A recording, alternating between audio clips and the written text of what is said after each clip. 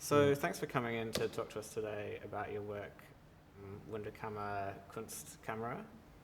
The work's taken a lot of different forms over the years, is actually spread out across the country now in a number of different collections. So what's holding it together if it's not all in one place? What's the concept?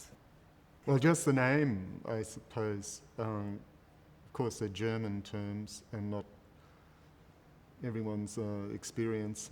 Wunder is wonder or curiosity, and Kammer is chamber or room. But it comes from the Latin camera, where we get the word camera. The Wunderkammer were the initial collections that seeded some of the bigger museums, and they grew out of the age of exploration, and so they were the beginnings of classificationary systems. Yeah, active organisation. Yeah. And I just want mine to be a kind of quiet intervention into that. Yeah. And with the cultural cringe, etc., deliberately elevating the modest. I didn't grow up with artists around me. I grew up with very provincial representations of the greater world. And one thing that influenced me were these sort of quirky, quaint museums that you might find in country towns or at seaside resorts. I was intrigued by the museum. Went there as a young adult, and I loved it. And it was an example of an imperial museum. Like, it was very much showing plunder in a way.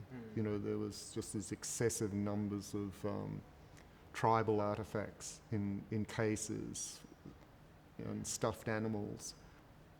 And for a child, and then as I say, a young adult, this was a fantastic experience. And of course the politics of it were lost on me at the time. I didn't understand very clearly how these things were acquired and what it meant to people who came from those cultures to be displayed in this way. However, I came up with this idea that this museum should be in a museum. Part of it is the idea of the cosmic Wunderkammer that it's been quoted, and I've been quoted in some of the things written about it as, you know, wanting to put the whole universe, you know, to give the label. Exactly. Because it's this magical process that happens with labeling. And of course, magical, it's not necessarily magical if you're being given the label. It can be very limiting, you know. And so when I say I want to sort of document the whole universe, it's tongue-in-cheek, and it's obviously impossible. And I also am aware that you could give 1 billion labels to one thing and none of them could be correct.